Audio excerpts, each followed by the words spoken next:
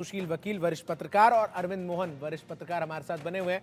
गौरव जी, जिस सवाल को मैंने आपसे पहले पूछा था कि कंफ्यूजन की स्थिति जो है वो कहीं ना कहीं जम्मू कश्मीर की आम आवाम में नजर आती है जब वो ये देखती है कि एक तरफ तो नेशनल कॉन्फ्रेंस और कांग्रेस का गठबंधन है, दूसरी तरफ कई ऐसी सीटें हैं जहां पर निर्दलीय उम्मीदवार दोनों पार्टी ने उतारे हैं, फ्रेंडली फाइट की बात कही जा रही है।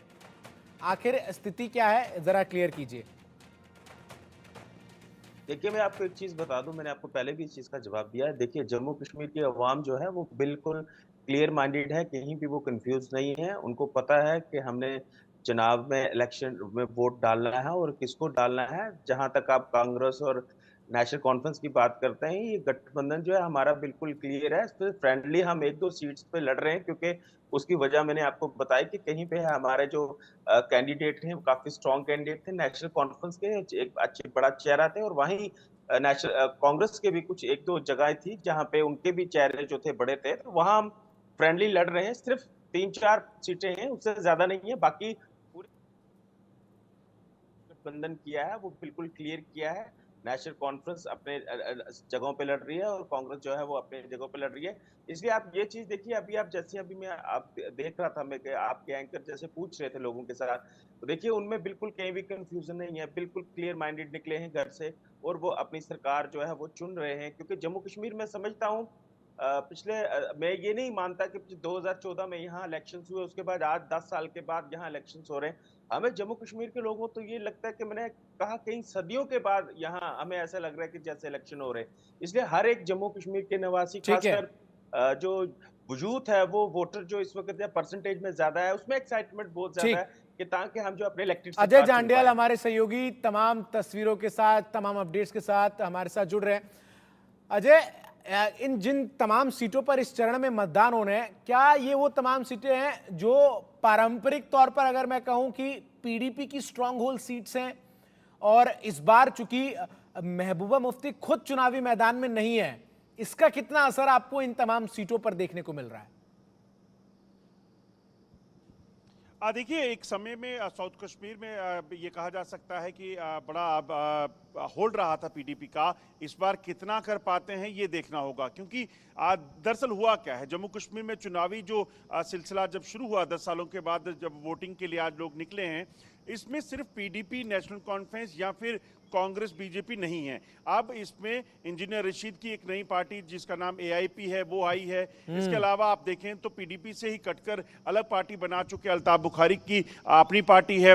इसके अलावा आप देखें गुलाम नबी आज़ाद ने कांग्रेस को छोड़ा, उन्होंने एक अलग जमात वहां तैयार की। जमात इस्लामी के लोग जो हैं वो चुनाव लड़ रहे हैं। तो ये कहीं ना कहीं आप देखें तो ये सबसे बड़ी चीज है जो जम्मू कश्मीर में की तस्वीर, जो पॉलिटिकल पिक्चर है, जो बदलने वाली है। इसलिए ये कहना कि यहां पर पीडीपी का, कहीं पर नेशनल कॉन्फ्रेंस का होल्ड था, वो समय अब चला गया है। अब हाँ, ये देखना जरूर होगा कि अब जब साउथ कश्मीर में चुनाव हो रहे हैं तो महबूबा मुफ्ती नहीं लड़ रही, उनकी बेटी इस वक्त जो है बिजबिहारा से चुनाव लड़ रही है। एक चीज और आपको बता दूं कि बिजबिहारा जम्मू कश्मीर की इकलौती कॉन्स्टिट्यूंसी है जहां पर सिर्फ 3 कैंडिडेट हैं, एक नेशनल कॉन्फ्रेंस का, एक पीडीपी का और एक जो है बीजेपी का। इनमें मुकाबला जो है नेशनल कॉन्फ्रेंस और पीडीपी के बीच माना जा रहा है। अब कितना चीजें बदलती हैं, कैसे किसको इसमें बढ़त मिलती है, ये देखना होगा। अच्छा, एक चीज और मैं आपसे जानना चाहता हूं, क्योंकि जम्मू कश्मीर की राजनीति की नब्ज को आप बड़े ही अच्छे तरीके से जानते हैं, समझते हैं, तमाम बड़े नेताओं से आप मुलाकात लगातार करके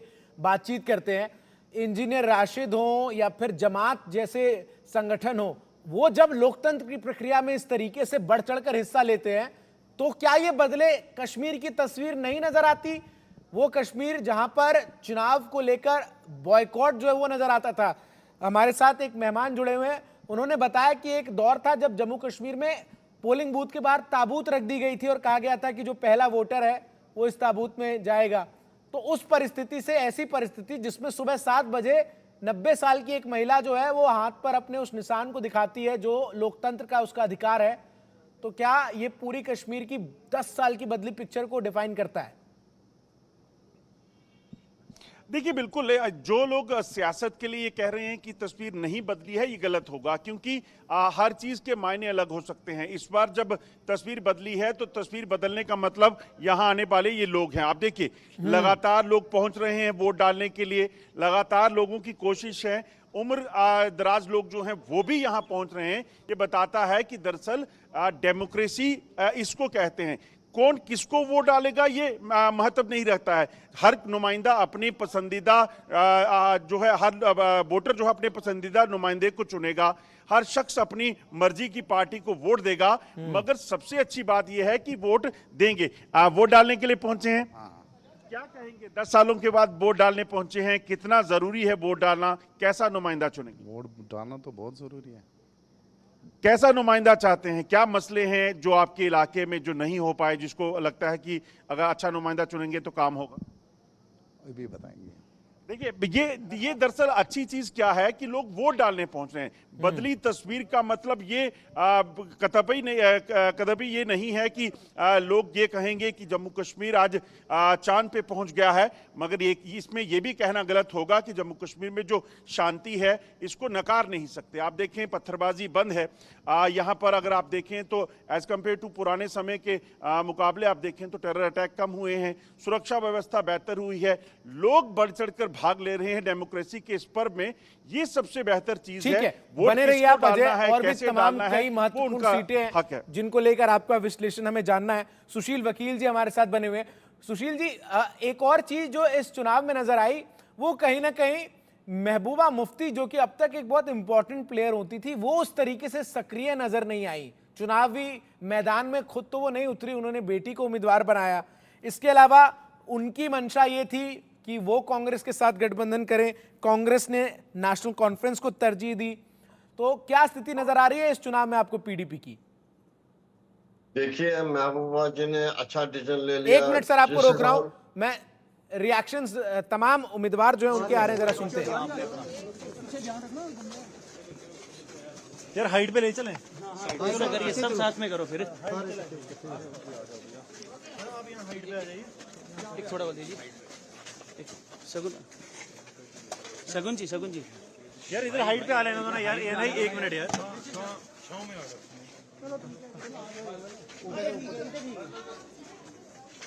नजर मारेंगे, अंदर जा सकती है, नजर मार सकती है। देखना फंस गई केबल।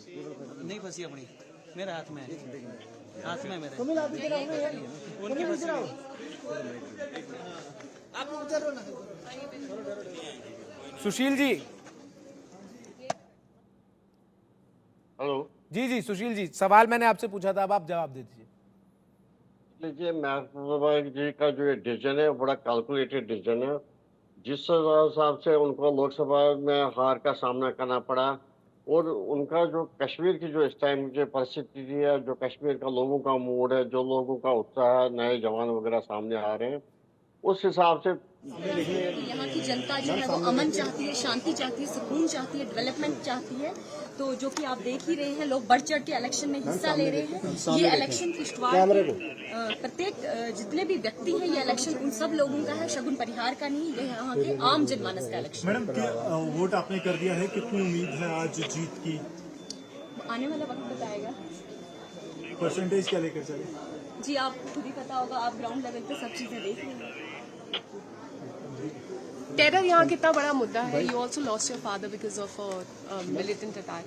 कितना बड़ा ये टेरर जो है ये सिर्फ और सिर्फ नेशनल कॉन्फ्रेंस की सरकार की सरपरस्ती में पला है यहाँ पे। और आज भी नेशनल कॉन्फ्रेंस जो है वो यही कह रही है कि हम टेररिस्टों को छुड़वाएंगे। वो यहाँ का अमन और चैन भंग करने की हमेशा से कोशिश उनकी रही है और आज भी वो उसी पे काम कर रहे हैं। वो यहाँ की शिक्षा संस्थानों के लिए काम नहीं कर रहे, रोड्स के लिए काम नहीं कर रहे, डेवलपमेंट के लिए काम नहीं कर रहे। उन्होंने हमेशा यहाँ पे अपनी कुर्सी बचाने के लिए आतंकवाद को भड़काया है।